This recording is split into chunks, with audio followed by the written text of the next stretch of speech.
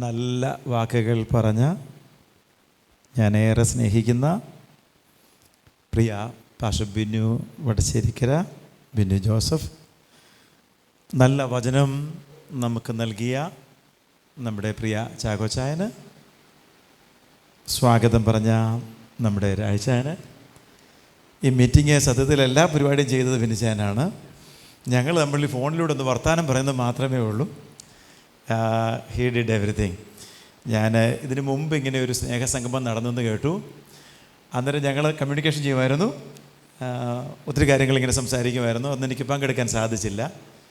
അതുകൂടാതെ കഴിഞ്ഞ ചില തവണ നാട്ടിൽ വന്നിട്ട് പോയപ്പോൾ പലരും പറഞ്ഞു, മെസ്സേജ് ഇടും, ഫോണിലൊക്കെ വിളിക്കും, പക്ഷെ വരുമ്പോൾ പറയാറില്ല, നേരിൽ കണ്ടില്ല എന്ന് പറഞ്ഞു. ഞാൻ തീരുമാനിച്ചു ഈ പ്രാവശ്യം പബ്ലിക്കിൽ ഡിക്ലെയർ ചെയ്തൊക്കെ വന്നിട്ട് പോകാം. അപ്പോൾ പിന്നെ പ്രശ്നമില്ലല്ലോ, ആരും പരാതി പറയത്തില്ലല്ലോ. ഫേസ്ബുക്കിലും ഇട്ടിട്ടുണ്ട്, എല്ലായിടത്തും അറിയിച്ചിട്ടുണ്ട്, ഞാൻ ഇത്ര ദിവസം നാട്ടിലുണ്ടെന്ന് അറിയിച്ചിട്ടുണ്ട്. അപ്പം എല്ലാവരെയും കാണുകയും ചെയ്യാം, സന്തോഷത്തോടെ കടന്നു പോകാം എന്നുള്ള ഒരു താല്പര്യം. സ്നേഹസംഗമം ഞാനും ബിനുച്ചാനും കൂടി ഇങ്ങനെ പറയുമ്പോൾ ഇടയ്ക്ക് പറയും, ആ കാലഘട്ടത്തിലുണ്ടായിരുന്ന സ്നേഹിതരായി ഇപ്പോഴും നമുക്കുള്ളത്. അന്നത്തെ സ്നേഹം പോലെയുള്ള പുതിയ സ്നേഹബന്ധങ്ങൾ ഇപ്പോൾ അത്രയും ആഴമുള്ള സ്നേഹബന്ധം കിട്ടുന്നില്ല. അതാ കാരണം. ഇങ്ങനൊരു കാര്യം ഞങ്ങളുടെ ആ ടോക്കാണ് ഇങ്ങനെ ഒരുമിച്ച് കൂടാം എന്ന് തീരുമാനിക്കാൻ താല്പര്യപ്പെടുവാൻ ഇടയായിത്തീർന്നത്. അത് വളരെ ശരിയാണ്. അത് സുവിശേഷത്തിന് വേണ്ടി ഓടിയ നല്ല കാലമായതുകൊണ്ടായിരിക്കണം നമ്മുടെ ഉള്ളിൽ ആ കാലഘട്ടത്തിലെ സ്നേഹബന്ധത്തിനും അങ്ങനെയുള്ള ആഴം ഉണ്ടാകാൻ കാരണമായത്. പ്രിയ ചാക്കോച്ചാൻ ഓർപ്പിച്ചു, ഒത്തിരി നല്ല കാര്യങ്ങൾ, ഒരുപാട് നല്ല കാര്യങ്ങൾ യേശുയുടെ സുവിശേഷീകരണത്തിൽ സുവിശേഷത്തിന് വേണ്ടി നിലനിൽക്കുവാൻ ട്രെയിൻ ചെയ്ത ഒരു പ്രസ്ഥാനത്തിലായിരിക്കാൻ ദൈവം നമുക്ക് മുഖാന്തരം ഒരുക്കി. അതിന് ഒത്തിരി വിലയുണ്ട്, ഒത്തിരി പ്രാധാന്യമുണ്ട്, ഒത്തിരി മൂല്യങ്ങൾ പഠിപ്പാനിടയായി തീർന്നു. ഒത്തിരി മൂല്യങ്ങൾ. ഞാൻ ആദ്യം ഈ പ്രസ്ഥാനത്തിൽ Gospel for Asia Believers Church seminary പ്രസ്ഥാനത്തിൽ ജോയിൻ ചെയ്യുമ്പോൾ കേൾപ്പിച്ചാൽ എന്നെ ഉപദേശി എന്നാണ് വിളിക്കുകയുള്ളൂ.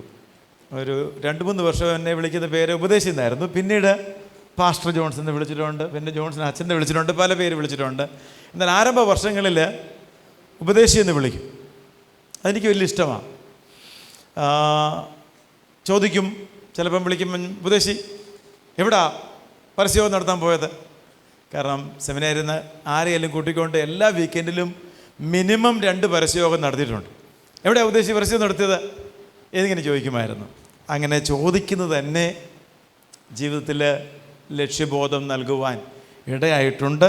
ആ നല്ല നാളുകളെ ഓർത്ത് ദൈവത്തിന് സ്തോത്രം ചെയ്യുന്നു. 2 വാക്യം ഞാൻ വായിച്ചിട്ട് 1-2 ഓർമ്മകൾ പറഞ്ഞ് വേഗത്തിൽ അവസാനിപ്പിക്കാം.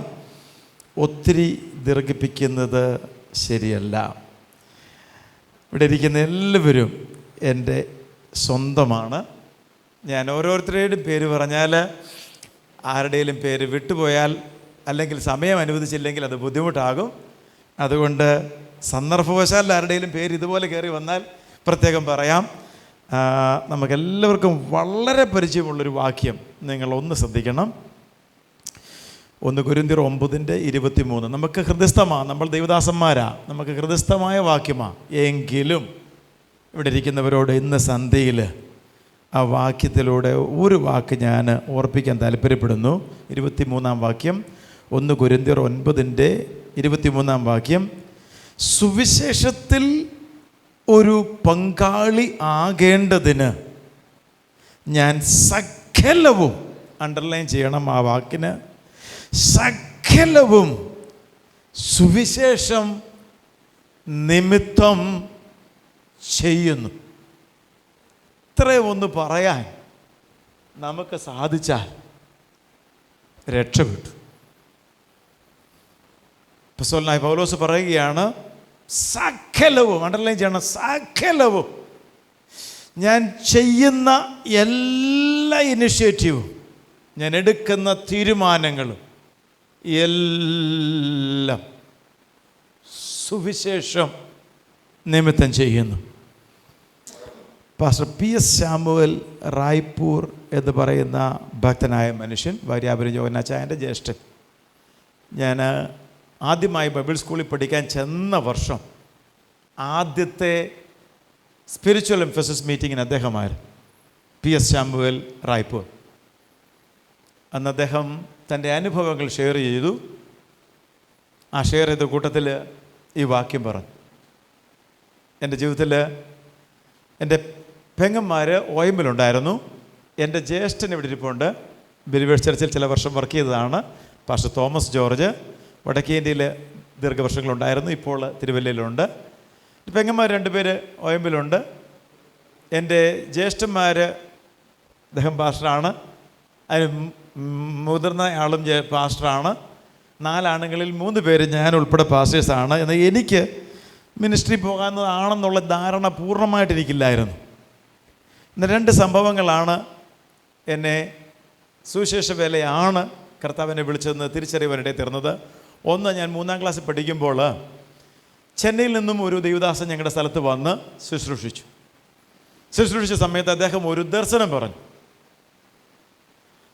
മറ്റാർക്കെങ്കിലും അങ്ങനെ ഒരു അനുഭവം ഉണ്ടായിട്ടുണ്ടെന്ന് എനിക്കറിയത്തില്ല. അദ്ദേഹം പറഞ്ഞ സ്വപ്നം ഞാൻ തലേ ദിവസം കണ്ടിരുന്നു. അദ്ദേഹം പറഞ്ഞ സ്വപ്നം കണ്ടിട്ട് അദ്ദേഹം ഞാൻ കണ്ട സ്വപ്നത്തെക്കുറിച്ച് പറഞ്ഞില്ല, അദ്ദേഹം കണ്ട സ്വപ്നത്തെക്കുറിച്ച് പറഞ്ഞു. ആത്മാക്കളെ നേടുവാൻ വേണ്ടി ദൈവം എന്നെ വിളിച്ചത് ഈ സ്വപ്നത്തിലൂടെയാണെന്ന് പറഞ്ഞപ്പോൾ എനിക്ക് നിയന്ത്രിക്കാൻ കഴിഞ്ഞില്ല. അദ്ദേഹം പറഞ്ഞ സ്വപ്നം തലേ ദിവസം ഞാൻ കണ്ടിരുന്നു.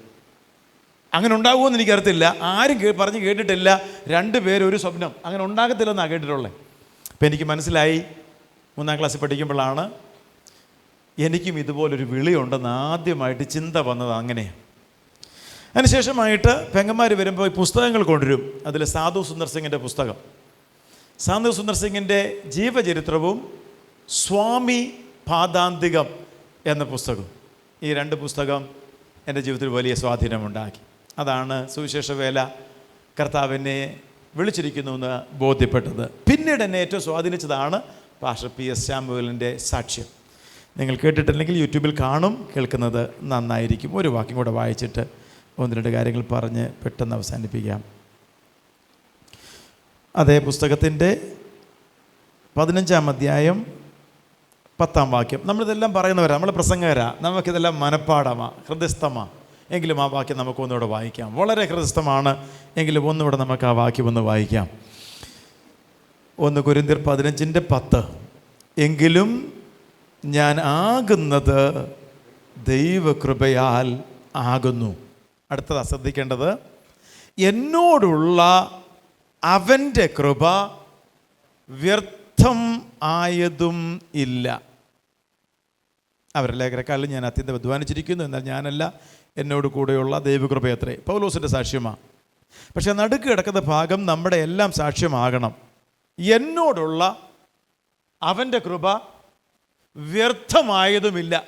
നമുക്ക് പറയാൻ സാധിക്കണം, എന്നോടുള്ള കർത്താവിൻ്റെ കൃപ, എന്നെ ഏൽപ്പിച്ച കൃപ, എന്നിൽ ഭരമേൽപ്പിച്ച താലന്തുകൾ, എന്നെ ഓർപ്പിച്ച ദൂതുകൾ, എന്നിലേക്ക് പകർന്നു തന്ന ആലോചനകൾ, ഇതുവരെ ഒരു കാര്യം എനിക്ക് ബോധ്യമാണ്, വ്യർത്ഥമായിട്ടില്ല.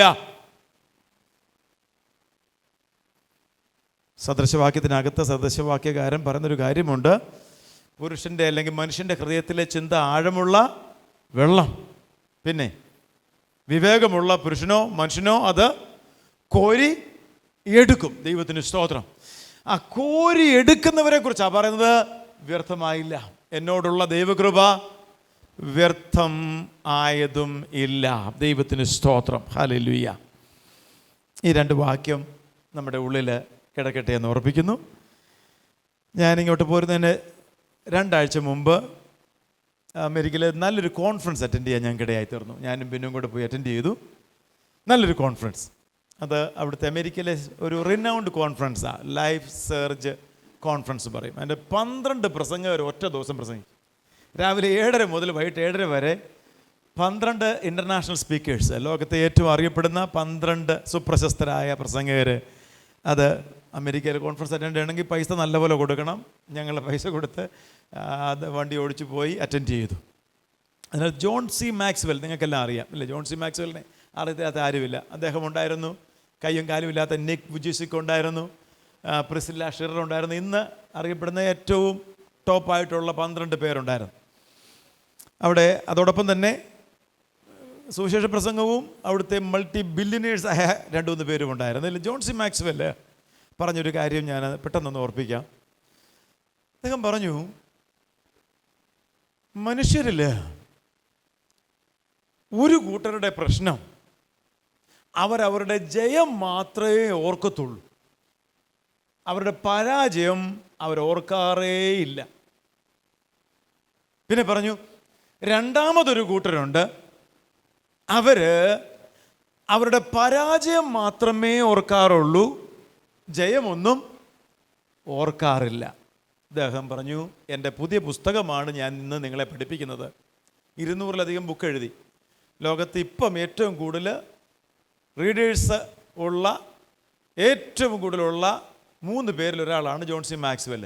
അദ്ദേഹം പറഞ്ഞു, ദൈവം അങ്ങനെ ഒരിക്കലും ചെയ്യാറില്ല. ദൈവം എല്ലാ മനുഷ്യരിലും പരാജയവും ജയവും ഒരുമിച്ചാണ് പോകുന്നത്. ഒരു സൈഡിൽ പരാജയമുണ്ടെങ്കിൽ അപ്പുറത്ത് ജയവുമുണ്ട്. ഇത് രണ്ടിനെയും രണ്ടാക്കരുത്. Don't compartmentalise your success and your failures.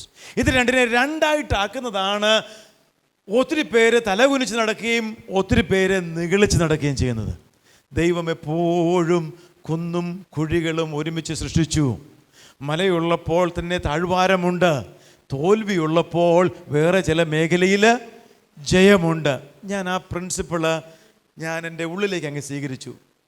John C മാക്സ്വെലിൻ്റെ ഞാൻ ന്യൂ ടെസ്റ്റ്മെൻറ്റാണ് പഠിപ്പിക്കുന്നതെങ്കിലും ലീഡർഷിപ്പിലാണ് കൂടുതൽ റിസർച്ച് ചെയ്തത്. ഞാൻ 3 പുസ്തകം എഴുതി ലീഡർഷിപ്പിൽ. അതുകൊണ്ട് ജോൺ സി മാക്സ്വെലിൻ്റെ കിട്ടാവുന്ന പുസ്തകം മുഴുവൻ ഞാൻ വായിക്കുമായിരുന്നു.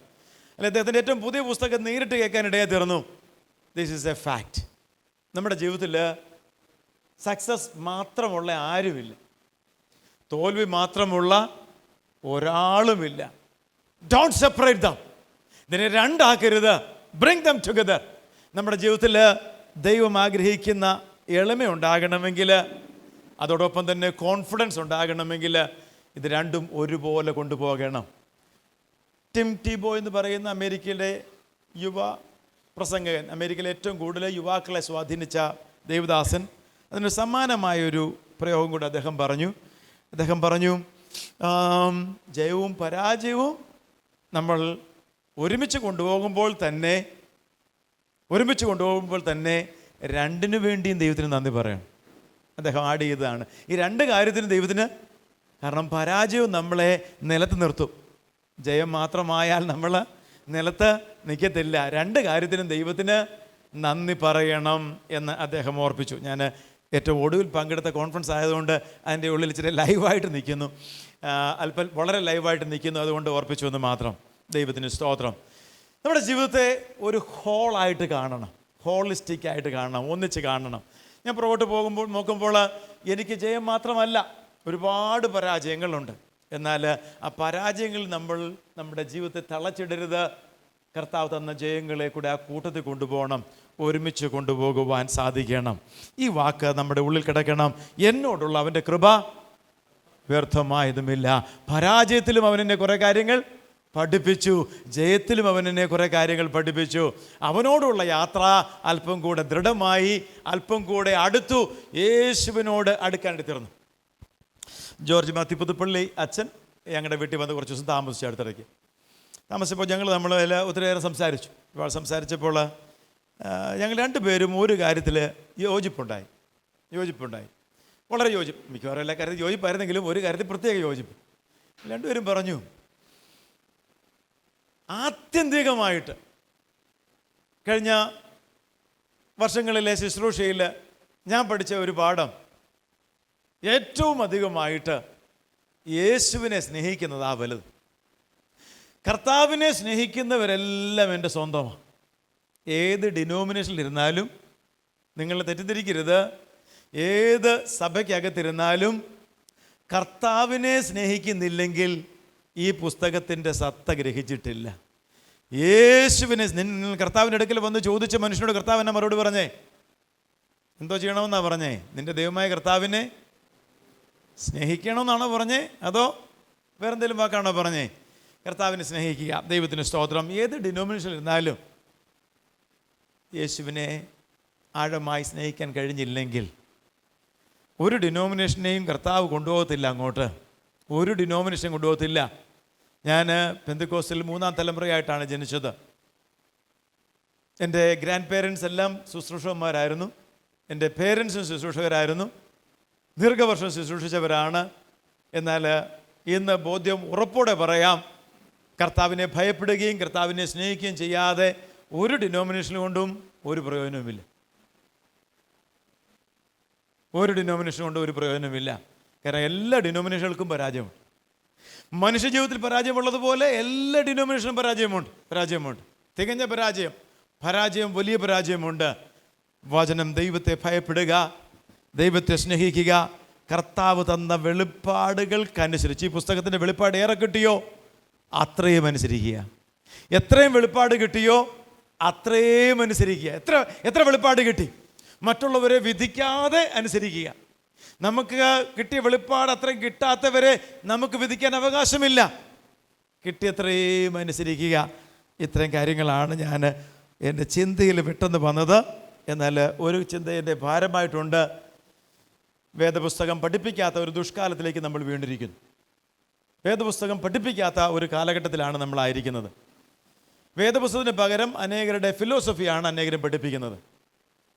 നിങ്ങളുടെ കുഞ്ഞുങ്ങളെ ആരെങ്കിലും എൻജിനീയറിങ്ങിന് വിട്ടിട്ട് അധ്യാപകർ വന്നിട്ട് ആ പുസ്തകത്തിൻ്റെ 30 അധ്യായമുള്ള 15 അധ്യായമുള്ള ഒരു പുസ്തകത്തിൻ്റെ 15-ാം അധ്യായത്തിൽ നിന്നൊരു വാക്കും 6-ാം അധ്യായത്തിൽ നിന്നൊരു വാക്കും 21-ാം അധ്യായത്തിൽ നിന്നൊരു വാക്കും കൂടെ കൂട്ടിച്ചേർത്തിട്ട് പഠിപ്പിച്ചാൽ ആ കൊച്ചിന് ആ പുസ്തകം വല്ലതും മനസ്സിലാകുമോ? ശ്രദ്ധിച്ചാട്ടെ, മനസ്സിലാകുമോ? ഈ പുസ്തകം അങ്ങനെ തന്നെയാണ്. എന്നാൽ നമ്മുടെ പ്രസംഗർ എങ്ങനെയാണ് പ്രസംഗിക്കുന്നത്? ഇവിടുന്നൊരു വാക്ക്, അവിടുന്നൊരു വാക്ക്, ഇപ്പുറത്തുനിന്നൊരു വാക്ക്, ഇത്ര എടുത്തിട്ട് അങ്ങ് പ്രസംഗിക്കും. ആർക്കും ഒന്നും മനസ്സിലാകത്തുമില്ല. തകർപ്പം പ്രസംഗിച്ചെന്ന് നമുക്കൊക്കെ അങ്ങ് തോന്നുകയും ചെയ്യും. വലിയ പ്രസംഗം പ്രസംഗിച്ചെന്ന് നമുക്ക് തോന്നുകയും ചെയ്യും. ക്രമമായി പഠിപ്പിക്കണം പുസ്തകം. ഈ പുസ്തകമാണ്. ഓരോ പുസ്തകമായിട്ടാണ് എഴുതിയിരിക്കുന്നത്. ആ പുസ്തകങ്ങളും ഓരോന്നായിട്ട് ക്രമമായി വായിച്ചെങ്കിലേ പഠിച്ചെങ്കിലേ ഗ്രഹിക്കത്തുള്ളൂ. ഈ പുസ്തകം ആദ്യോടന്തം നിരന്തരമായി വായിക്കുന്നവരും പഠിപ്പിക്കുന്നവരും അല്ലാത്തവരും തമ്മിൽ വലിയ അന്തരമുണ്ട്. ഈ പുസ്തകം ആദ്യോടന്തം ക്രമമായി വായിച്ച് പഠിച്ചവരും അല്ലാത്തവരും തമ്മിൽ ദൈവത്തെക്കുറിച്ചുള്ള ധാരണയിൽ വലിയ തെറ്റുണ്ട്, വലിയ അന്തരമുണ്ട്. ഈ പുസ്തകം ആദ്യോടന്തം ക്രമമായി വായിക്കുകയും പഠിപ്പിക്കുകയും ചെയ്തവർക്ക് ദൈവത്തെക്കുറിച്ച് അല്പം അറിയാം. അല്ലാത്തവർക്ക് ദൈവം ഒരു ATM. പുസ്തകം വേണ്ട പോലെ പഠിക്കാതെ അറ്റവും വാലും പഠിച്ചിട്ട് പ്രസംഗിക്കുന്നവർക്ക് ഈ പുസ്തകം പ്രസംഗിക്കാനൊരു പുസ്തകമാണ്. അല്ലാത്തവർക്ക് വല്ലതും പിടിച്ചു വാങ്ങാനുള്ളൊരു പുസ്തകമാണ്. കർത്താവിൽ നിന്ന് വല്ലതും അടിച്ചു മാറ്റാനുള്ള പുസ്തകമാണ്. അങ്ങനെയല്ല. ദൈവത്തിന് സ്തോത്രം. പ്രിയരെ, വളരെ ഗൗരവത്തോടെ ചിന്തിക്കേണ്ട ഒരു കാലമാണ്. വേദപുസ്തകം പഠിപ്പിക്കണം. സഭകളിൽ പുസ്തകം പഠിപ്പിക്കണം. ദൈവത്തിന് സ്തോത്രം. 1-2 അനുഭവങ്ങൾ പറഞ്ഞ് പെട്ടെന്ന് അവസാനിപ്പിക്കാം. എന്നെ ചെടിയെ സ്നേഹിക്കാൻ പഠിപ്പിച്ച ആളാണ് പ്രിയ ടോണി സാറ്. ഞാൻ സെമിനാരി ജോയിൻ ചെയ്തപ്പോൾ സാറിൻ്റെ കൂട്ടത്തിൽ കുറേ ദിവസം ആരംഭത്തിൽ ഇങ്ങനെ നടക്കുമായിരുന്നു. അങ്ങനെ ആ ചെടികളോടുള്ള സ്നേഹം ഇന്ന് ഞാൻ വളരെ സൂക്ഷിക്കുന്നുണ്ട്. എവിടെ ചെടി കണ്ടാലും നഴ്സറി കണ്ടാലും വാങ്ങും. ചെടികളൊക്കെ വളരുന്നത് കാണുന്നത് നമ്മുടെ മനസ്സിന് വലിയ സന്തോഷം തരുന്ന കാര്യമാണ്. ഞാൻ അവിടെ ട്രിപ്പ് ഇറിഗേഷൻ സാറ് ചെയ്ത സമയത്ത് ഞാൻ ഒത്തിരി ചോദ്യങ്ങൾ ചോദിച്ചു. അതിനിടയ്ക്ക് സാർ ഒരു കാര്യം പറഞ്ഞു. സാറ് പോയി സെമിനാരിൽ ബൈബിൾ പഠിപ്പിക്കുക, ഞാൻ ട്രിപ്പ് ഇറിഗേഷനൊക്കെ ചെയ്തോളാം. അപ്പോഴാണ് എനിക്ക് മനസ്സിലായത് മുഴുവൻ സമയം സാറിൻ്റെ കൂടെ നടന്നാൽ ശരിയാകത്തില്ല, ഞാൻ ക്ലാസ് എടുക്കേണ്ട സമയമായി. അപ്പോൾ സ്റ്റുഡൻസ് ക്ലാസ്സിൽ നടന്നു പോകുന്ന വഴിക്ക് ലേഡീസ് ഹോസ്റ്റൽ കഴിഞ്ഞ് അങ്ങോട്ട് പോകുന്ന വഴിക്ക് ക്ലാസ് റൂമുകൾ 3 4 ഫിന്നി മാത്യു 3 ക്ലാസ് റൂമുണ്ട്. ആ പോകുന്ന വഴിക്കാണ് സാറിനോട് സംസാരിച്ചത്. That was A good time. ഒത്തിരി കാര്യങ്ങൾ പഠിപ്പാനിടയിൽ തീർന്നു. ഇവിടെ ഇരിക്കുന്ന ഓരോരുത്തരുമായിട്ട് മഞ്ഞാടി ഓഫീസിൽ വരുമ്പോൾ വളരെ ഹൃദ്യമായി ഇടപെട്ടിട്ടുള്ള ആത്മീയാത്രാ സമ്മേളനങ്ങളിൽ സാംജി സാറും ഞാനും ഒരുമിച്ച് ഒരു സമ്മേളനത്തിൻ്റെ കോർഡിനേറ്ററായിരുന്നു. ഒത്തിരി കാര്യങ്ങളിൽ ഇടപെടാൻ ഓരോരുത്തരുമായിട്ട് ഇടയായി തീർന്നു. ഞാൻ ഗോസ്പൽ ഫോർ ഏഷ്യയിൽ നിന്ന് മാറിന് ശേഷമുള്ള 1-2 അനുഭവങ്ങൾ പെട്ടെന്ന് പറഞ്ഞിട്ട് ഞാൻ അവസാനിപ്പിക്കാം.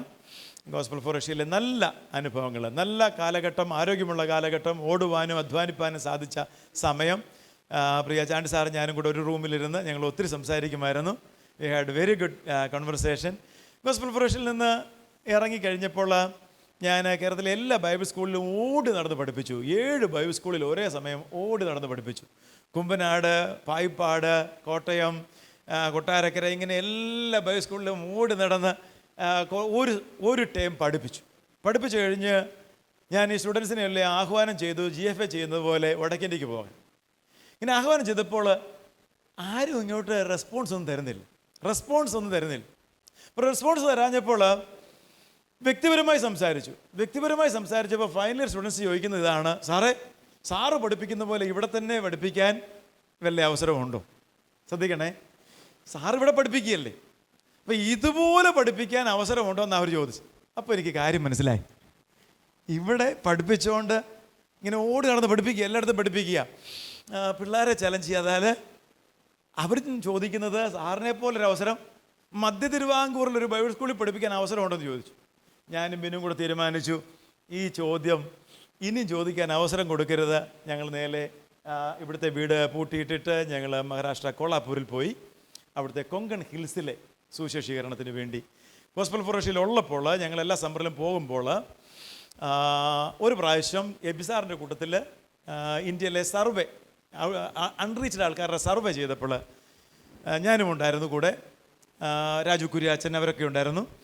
അന്നേരമാണ് കൊങ്കൺ ഹിൽസിൽ ഏറ്റവും അൺറീച്ച്ഡ് ആൾക്കാർ ഒത്തിരി ഉണ്ട്, കൊച്ചു ഗ്രാമങ്ങളിൽ എത്തിയിട്ടില്ല. അങ്ങനെയാണ് ഞാനും പിന്നും കൂടെ കൊങ്കൺ ഹിൽസിൽ പോയി നാഗ്ദേവ്വാടി എന്ന് പറയുന്ന കൊച്ചു ഗ്രാമത്തിൽ താമസിച്ച് പ്രവർത്തിച്ചു. കർത്താവിൻ്റെ കൃപയാൽ ഇതുപോലൊരു ബിൽഡിങ്, ഇതിൽ അല്പം കൂടെ വലുതാണെന്ന് തോന്നുന്നു, ബിൽഡിങ് ഞങ്ങൾക്ക് വാടക കിട്ടി. ആ വാടക കിട്ടിയ ബിൽഡിങ്ങിൽ താമസിച്ചോട് വർക്ക് ചെയ്തു. നാട്ടിൽ നിന്ന് ടീമുകളായിട്ട് ബൈബിൾ സ്കൂളിൽ നിന്ന് സ്റ്റുഡൻസ് വന്നു. പിന്നെ പോയി ചലഞ്ച് ചെയ്യേണ്ടി വന്നില്ല, ആൾക്കാർ അങ്ങോട്ട് വരാൻ തുടങ്ങി. ശരാശരി 40 പേര് ഞങ്ങളുടെ കൂടെ എപ്പോഴും കാണും. ഞങ്ങളൊരു ബൈബിൾ സ്കൂൾ തുടങ്ങി, ഓർഫനേജ് തുടങ്ങി. ഈ 3 പ്രോഗ്രാമും ഒരുമിച്ച് നടത്തി. നാട്ടിൽ നിന്ന് ഒരുപാട് പേര് വർക്ക് ചെയ്യാൻ വന്നു. അങ്ങനെ കൊങ്കൺ ഹിൽസിലെ 450-ലധികം ഗ്രാമങ്ങളിൽ പയനിയറിങ് ചെയ്യാൻ കർത്താവ് സഹായിച്ചു. അതിനുശേഷമാണ് ഇന്ത്യയിലെ നേറ്റീവ് മിഷണന്മാരെ ട്രെയിൻ ചെയ്യുന്നൊരു പ്രോഗ്രാം ഞാൻ ഡെവലപ്പ് ചെയ്തു. അതിനുവേണ്ടി യാത്രാ സൗകര്യത്തിന് വേണ്ടി ഞങ്ങൾ 3.5 വർഷത്തിന് ശേഷം ഭോപ്പാലിലേക്ക് മൂവ് ചെയ്തു. ഭോപ്പാലിൽ ഏകദേശം 2 വർഷമേ ഉണ്ടായിരുന്നുള്ളൂ. ആ സമയത്ത് ഞങ്ങളുടെ കൂട്ടത്തിൽ 45 പേര് വർക്ക് ചെയ്യുന്നുണ്ടായിരുന്നു. ആ സമയത്ത് ഞങ്ങൾ പെട്ടെന്നൊരു സാമ്പത്തിക പ്രതിസന്ധിയിൽ കടന്നുപോയി, വലിയൊരു പ്രതിസന്ധി. അപ്പോൾ ഞങ്ങൾ നാട്ടിലെ സ്ഥലം വിറ്റിട്ട് പകുതി പൈസ വടക്കേനിൽ ഉപയോഗിച്ചു, പകുതി പൈസ കൊണ്ട് വേറൊരു ചെറിയ സ്ഥലം വാങ്ങി. ആ സമയത്ത് പെട്ടെന്നൊരു പ്രതിസന്ധി ഉണ്ടായപ്പോൾ ബിനു ഒന്ന് അപ്ലൈ ചെയ്തു US. അപ്ലൈ ചെയ്തത് പെട്ടെന്ന് അത് നടന്നു. ബിനു ജോലിക്കാണ് ഞങ്ങൾ US പോയത്. പോയ സമയത്ത് എനിക്ക് ഒരു സഭയുടെ ചാർജും ലഭിച്ചു. ഇപ്പോൾ US 4ാമത്തെ സഭയുടെ ചാർജിലായിരിക്കുന്നത്. അരിസോണയിലെ ഇന്ത്യ പെന്തക്കോസ്ത് സഭയുടെ സഭയിലിരുന്നു, മിഷിഗണിലെ അസംബ്ലീസ് ഓഫ് ഗോഡിൻ്റെ 2 സഭയിലിരുന്നു. ഇപ്പോൾ ന്യൂയോർക്കിൽ IPCയുടെ ഒരു പഴയ സഭയിൽ ശുശ്രൂഷിക്കുന്നു. എന്നാൽ ഞങ്ങളുടെ ഫോക്കസ് ഞങ്ങളുടെ വടക്കേനിലെ വർക്കാണ്. നിങ്ങളുടെ പ്രാർത്ഥനയ്ക്ക് വേണ്ടി പറയാം, 100-ലധികം പേര് ഞങ്ങളുടെ കൂടെ ഉണ്ട്. നേപ്പാളിൽ ഒരു പാർട്ട്ണർഷിപ്പും ഉണ്ട്. ഒത്തിരി പരിമിതികളുണ്ട്.